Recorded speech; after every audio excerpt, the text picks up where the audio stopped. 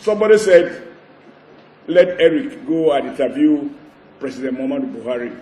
He will be the easiest person to interview. He doesn't wear boxing gloves. He talks in soft tone. And if he's not sure what you mean, he looks at you, and that itself is a reply. But I watched an interview with a former president, and I believe that many of us here watch it, even the man who reviewed this book didn't refer to it. When the host of Hard Talk, that popular BBC host, he asked a Nigeria president, I have enough trouble right now, so I will add to the trouble, and so I will mention no name, but we can know the person. He knows the person, he has associated with the person, he's been groomed under the person, and he's still being overseen by the person. And they asked him 2 questions I found interesting, different interviews. The man started by giving lectures as he has always done. He has all the answers, only the rest of us don't know the answers. And he said the problem of Africa is lack of population control. Our population is growing at the average of 3% or more, and yet the average economy is growing far less than that. And that is why poverty will remain endemic. So in terms of looking at holistic approach to the African poverty situation, we cannot but focus on the question of population growth. And then this fearless, professional British BBC Hard Talk host asked him, since you were the president of Africa's most populous nation, how many did you contribute to this population? How many children did you have? And how many wives have you married, whether now or before, or all your life? I thought for me that was courageous. That leaders should not preach what they are not doing. You can't be on record as having so many wives, both registered and unregistered, several children, some in dispute, and yet you go to the Queensland and lecture about population. You ought to have married 1 wife and maybe 2 children, and then use yourself as example.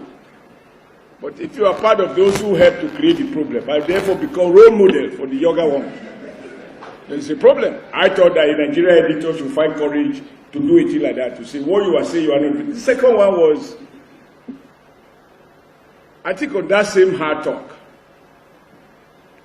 they had this same big man, very, very big man. He writes letters a lot. Even though there are no post office, I don't know where they are delivered. And then they asked him, and he spoke, he said, but they said your government, there was a lot of corruption in your government. And everybody will testify to that. And he said, did they say I, that is himself, did they say he was corrupt? He said, no, that you superintended over a government that, according to Transparency International, was very corrupt. And you didn't fight it, even though you set up former institutions. He tried to make a distinction between the president and the government. And the man said, but you have a responsibility to enforce law and order. You made those laws. You did not enforce them. For me, talking about courage and professional hazard, that would be, I'm trying to imagine if anybody would have, in this hall, would have asked him such questions, and then he finds his way to his Akpo village to go and sleep as if nothing has happened. But I do agree that asking difficult questions can be a problem, particularly when the answers are not readily available. But the one I sometimes find embarrassing is when the journalist will ask, Mr. Adams, I was in Port Harcourt. Wike said you are a he-goat. So what do you have to say to that? I will say, Wike said I'm a he-goat. You cannot answer the question. Am I a he-goat? We Unfortunately, I have to say we now, very reluctantly, but it is the truth. I have been conscripted into the so-called political people, but I'm a labor man. You are my witness. I was just invited to go to Edo, and then one thing led to the other, and I'm here. And now, Sekadus and I are being categorized as politicians, but I'm basically a labor man. I thought I was coming to just unveil and present the book, the interviews. But the chairman of APC has raised some issues which need to be addressed. And that is why there's a difference. The chairman of APC said it's good for leaders to preach what they practice and not to preach what they don't practice. I remember during the chairman's second term to the governor of Edo State, he came to the villa to thank the then president who he was ascribed to and interviewed. He said, "Thank you for one man, one vote." Today, do we have one man, one vote?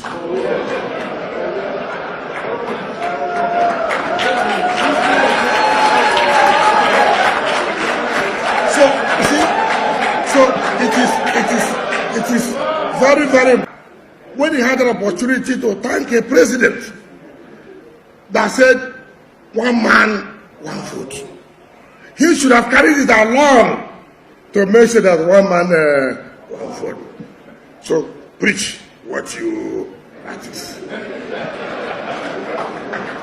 Two, you remember, in their own time, they had what they call occupied Nigeria. Nobody was arrested. Nobody was sent to jail. Nobody was detained. Nobody disobeyed any court order. Today,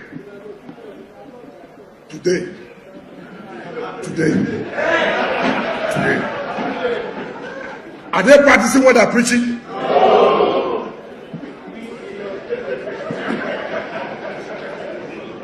So it is very, very important for us to know where we are.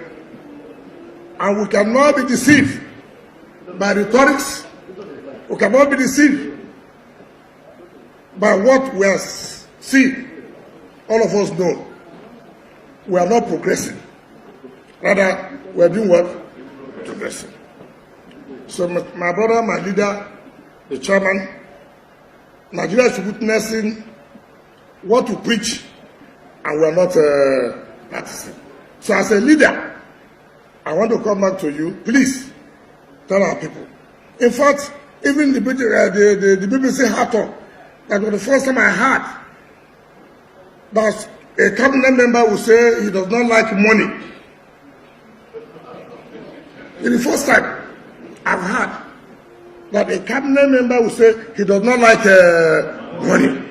Who does not like money here? Who does not like money? Without money, can you pay a children's school fees?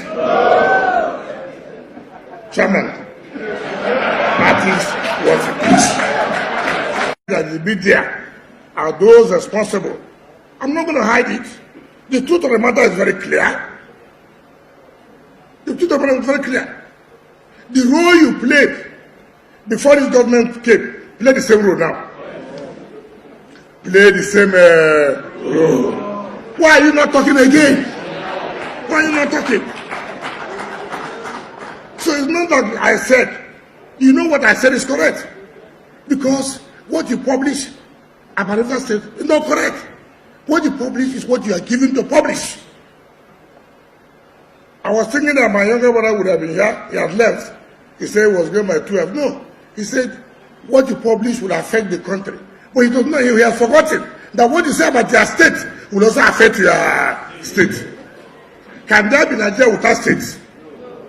When you demarcate your own state, will investors come? So why are you not preaching that journalists should not publish negative things about Nigeria? But you will say negative things about your own state. Preach what you want to practice. Like what the keynote addresser said, even though the chairman tried to and bent it. Go and interview the president, they wanted to be the same thing. The chairman tribes have bent it. And I like him. The chairman is a good, in fact, the publicity he gives to his party is very good. And the government. And that's why we should encourage him to continue to be the chairman of his party. I would encourage him. Because the publicity he gives to his party, you know, he comes here, you see the way he has done it. Very, very well.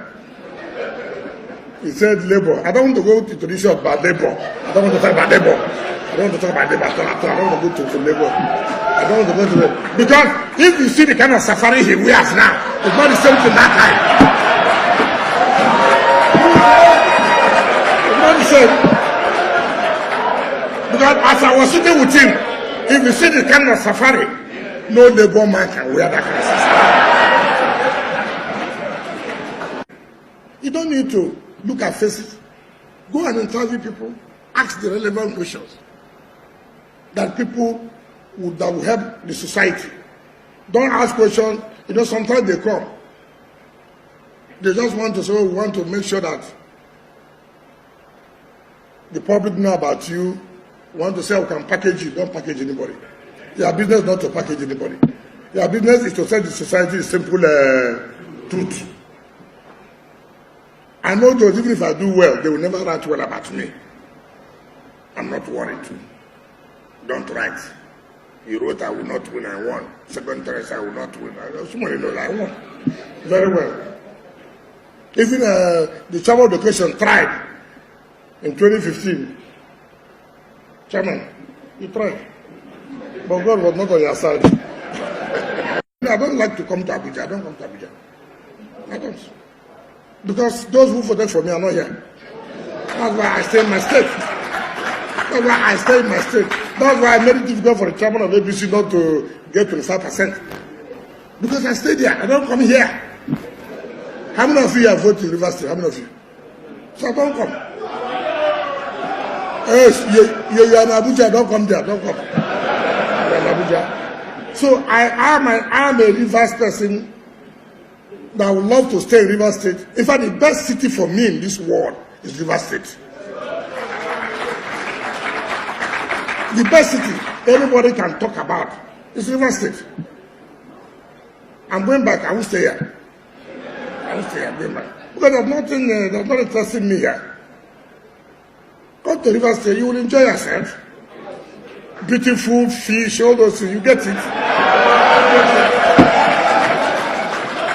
All this while you are here, you are eating artificial pond fish. I have invited Mr. Chairman to come to River State, even though they don't have water. But as for my brother, I can help them. Give them fresh fish, proper fresh fish. And you see how the whole thing, when he eats our own fish, you will see the difference. It's not the same. It's not the same. That's why he struggled to make sure that they get our state. He said, no, it's not possible. It's not possible. As the country, have we witnessed improvement from the First Republic to the Second Republic, to the Third Republic, to the Fourth Republic? The answer is with you. From when the then opposition and now the ruling party has come, have we seen any improvement? The answer is also with you. But most importantly, are we free now to speak? Even in the military era, journalists were vibrant and they fought for their rights. And it was tough, even for the military then. But you can see bills going to the assembly, bills submitting to anti-freedom of speech. That one lesson that we must learn today, we are in a free world, free market. By 1960, I believe the Nigerian population was about 50 million people. Today we are talking about 200 million people. Simple data.